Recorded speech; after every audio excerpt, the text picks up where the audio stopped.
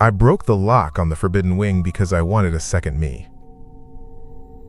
They had thrown me out of the lab. Fine. Books were better. No alarms. No questions. Just stacks and dust and time. I went at night. I kept the light low. I sat at the long oak table where no one sat. I opened the old case with the iron latches.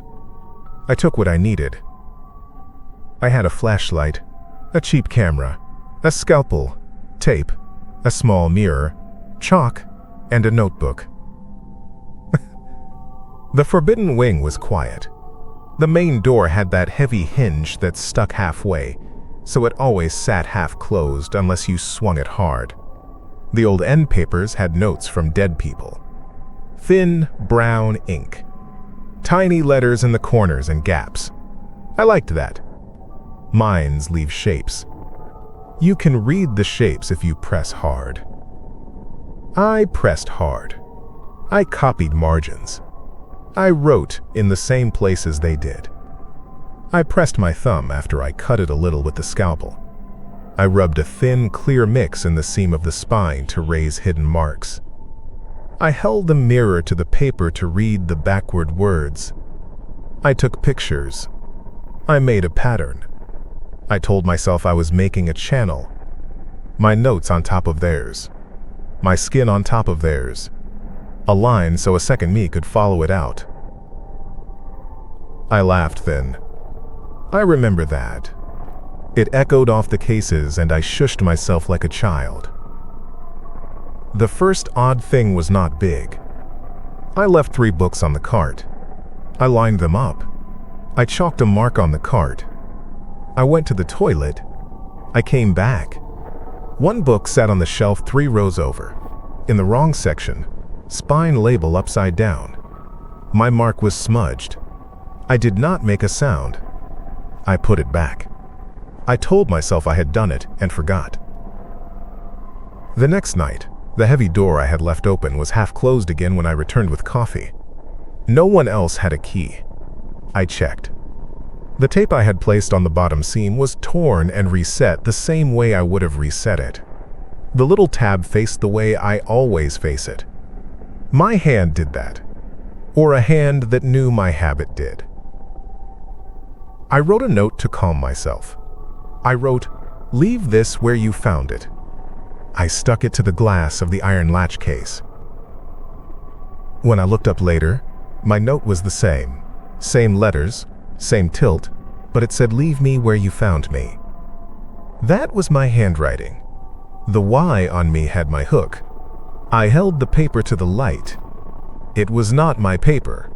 The fiber looked wrong. I put it in my pocket. I wrote another. I did not say anything. My camera moved. I had set it on top of the shelf to watch the aisle. When I climbed up on the ladder, it sat on the opposite end, turned around. The strap I had tucked under was tucked under in a neat figure 8 I did not do. I checked the files. The last clip had only black. Then, my own face at the end. Too close. My face. My eyes did not blink in the same moment I felt them blink. There were wrong shadows. I mean, the light made my shadow on the far wall. That made sense. Then there was an extra thin line on the floor that slid when I did not. I stepped. It did not. It was gone when I went to look at it straight on. At the edge of the mirror, my shoulder did not sit where my shoulder should have sat. It lagged like a person late to a meeting. I told myself it was the cracked mirror. I turned it to face the corner. I set simple traps. Hair across the door, a thread from the box, a small cardboard piece under the leg of the chair that would fall if moved. I drew a line of chalk across the threshold and blew the dust.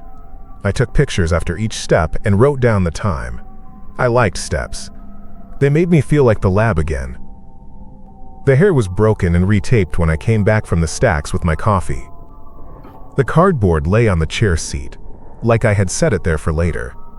The chalk line was clean, like someone had wiped it with a sleeve. My sleeve had white dust on it. I looked down. It was my shirt from that week. Same coffee stain on the cuff. I checked my pocket. I still had my shirt on me. 2 sleeves had the same dust. Pages changed. The book on botany I had used to try lifting ink had a new page. I mean, the paper looked the same, the print looked the same, but the margin had a sketch of a little plant where I had written my formula. My drawing style. The little loop I do on roots. Not my plant.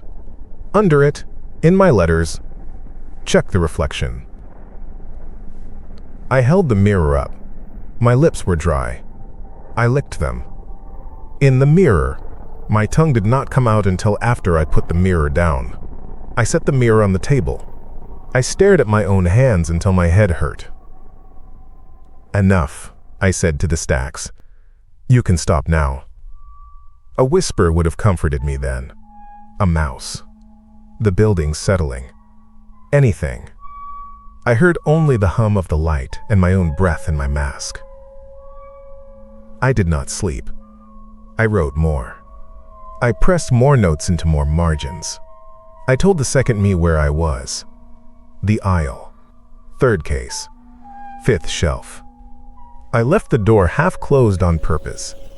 I wanted it to learn the door. On the 4th night, there were notes I did not write tucked under the blotter on the table. Just numbers. Sums I had started the first night, done wrong by 1 digit, fixed in the same place I would fix. My nicknames for things. My quick arrows. I flipped through the notebook. Every 3rd page was the same page again, but with a different end, like a hand had rewritten it with an easy, sure line I do not have when I am tired. The same small mistake I always make in the left margin. I could not breathe for a second. It felt like I had woken up at the table and done work without knowing. "Show me," I said. "I know you're here. Show me." The door to the back room swung a little, not enough to click, just that half-closed thing again. The ladder was in a different place, toward the table. I had left it against the art folios. The bottom skidded in my white chalk. The marks on the floor were like mine. I slid my hand under the ladder rail. Warm. As warm as my own hand. I stood between the cases and watched the narrow path. I waited. I took the scalpel out and set it flat on the table so I would not cut myself by surprise. I held the flashlight low. I put the mirror upright against the bookstand so I could see behind me. I hated how small my face looked in it. I said, "You can come sit." The aisle at the back darkened, the way a cloud moves across a window. I saw a shape in the mirror. My shape. My jacket. My hair pushed back. My turn of the shoulders. I turned around. It stood there. The full me, from boots to jaw. Same gross coffee stain on the cuff. Same cut on the thumb. Same little burn mark at the bottom of the jacket from when I leaned into the hot plate in the lab. But its hair parted on the wrong side. And its left ear had no little notch. I have a notch from a dog when I was a kid. It did not. Its eyes flared too wide and then too flat. Its chest moved like mine. Its hands curled like mine. It opened its mouth. No sound came out. None. It formed a word I could read. My name. Again. Again. Its lips made shapes for get out and don't and listen, and I heard nothing. Its footsteps as it took 2 steps toward me were nothing. The aisle did not creak when it crossed it. The ladder did not squeak when it bumped it. Only the light hummed. My own breath was loud. My heartbeat knocked in my ears. The rest was like a muted film. I said, "Okay. Okay. Stop. This is good. We can share. You can take the back cases. I keep the table." It made a smile with no sound.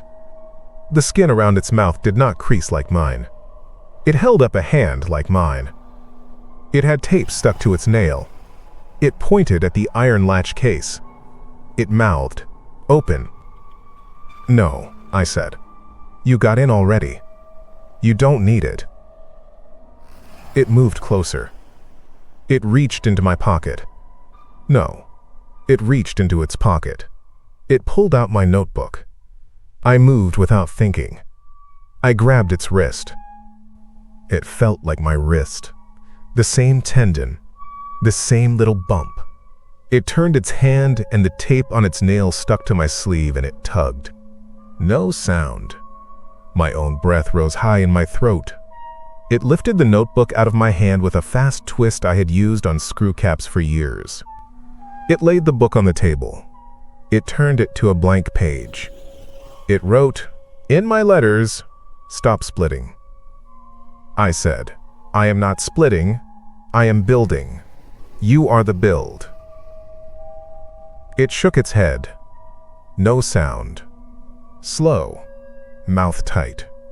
It wrote, "You left the door. If you close it clean, this stops." I felt a sharp inside my chest. I thought of the heavy hinge. I thought of the half-closed door. What happens if I don't? It looked at the mirror. I looked too. In the glass, its mouth moved on a short sentence. I did not hear it. My reflection moved a beat late. I hated it. It wrote, "Then we stack." It reached for the scalpel. I put my hand on it first. We both had our fingers on the little metal handle. Our skin looked the same in the light. Our knuckles went white the same way. My hand shook. Its didn't. Or it shook on a different beat. It pulled and I pulled and the scalpel slid on the table. The point cut a short line on the wood. I made a sound. It didn't. It pushed the scalpel toward me, not like a stab, more like putting a pen in my hand. It mouthed the shortest word. Right. I wrote on my palm, without thinking. I wrote my name. I pressed it to the blank page. A print. A little smear. It did the same, silently. 2 prints on the paper. They looked the same. The ink smell made my head swim. The door moved. That heavy hinge. A little swing.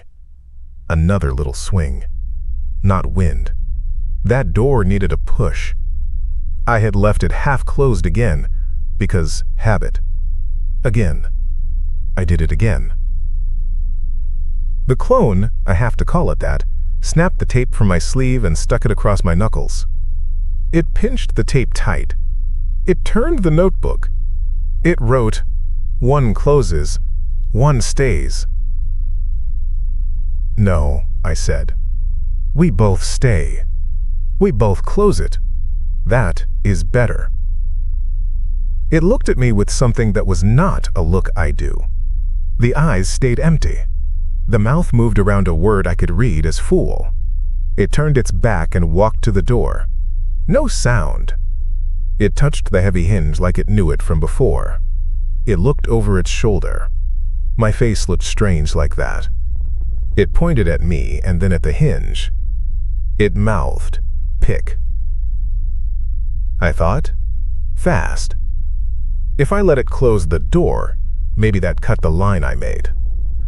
Maybe it would go back into the paper. Maybe I would be left alone in the wing with my work. Or maybe I would go with it. Maybe we stack like it wrote. Maybe there would be one of us and I would wake up in nothing. Not a fair test. I had another choice. I could lock it in and leave. End it. I moved. I grabbed the ladder and rolled it hard with a shout I could not hear over my own head noise. The wheels squealed. I heard that. It didn't look. The ladder slammed into the gap. The door swung the rest of the way and hit the ladder's side. The iron latch case rattled. I ran and put my shoulder to the door and shoved the hinge past the stick. I felt it give. The door hit the frame. I jammed the old key home and turned. The lock clicked, a clean sound.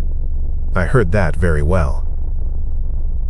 On the other side of the glass of the door, my face stared at me. It put its palm to the pane. Mine. The tape on the nail caught the light. Its mouth moved and I knew the word. Open. Open. Open. I stepped back. It did too, like a mirror, but off by a breath. It showed me the notebook in its other hand. It tore out the page with the 2 palm prints. It folded it clean and held it up to the glass. It mouthed, "Last time," and that set a cold spot in me. No sound. None. It placed the folded paper against the glass and pushed. The paper slid through the gap where the door had a crack in the old wood. It fell at my feet. It looked at me like a man through a window submerged. Dead flat. A little late. It lifted one finger. My finger.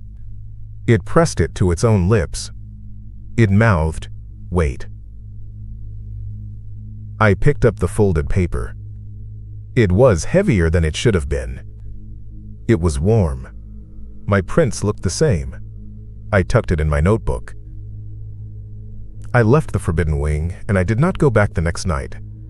I tell myself I stopped, but I did not stop. I slept in a chair by the main stairs. I waited for a key in a pocket to move by itself. It did not. I checked my watch against the big clock until the hands made no sense. When I woke up, it was day. I opened my notebook in my room. There were new pages.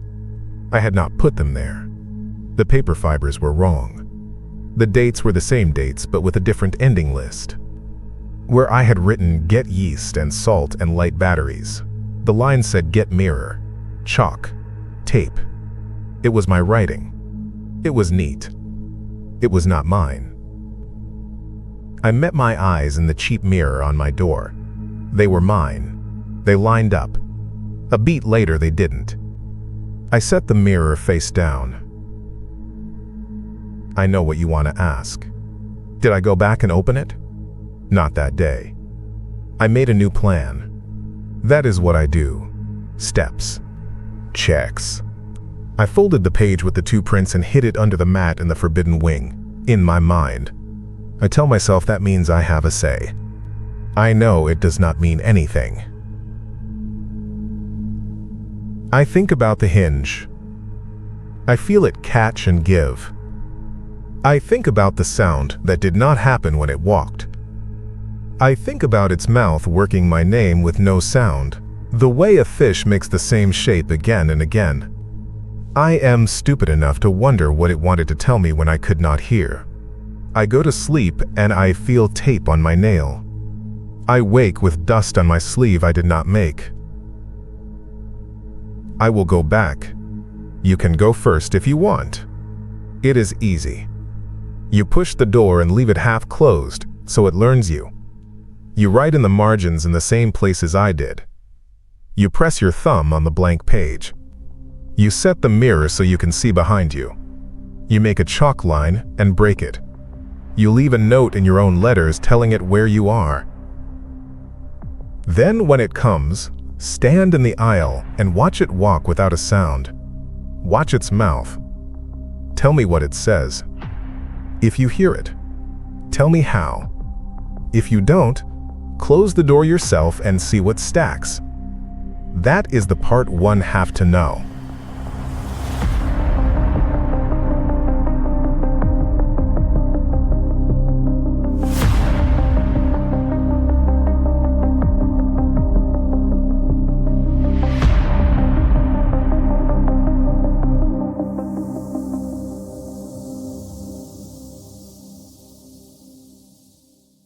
I hope you liked this one, and if you did, prove it.